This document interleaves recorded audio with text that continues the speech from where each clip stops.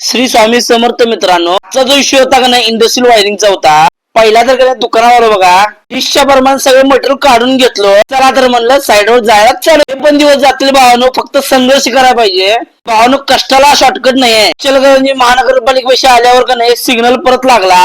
काही लोक थांबातील, काही लोक चालले तसंच.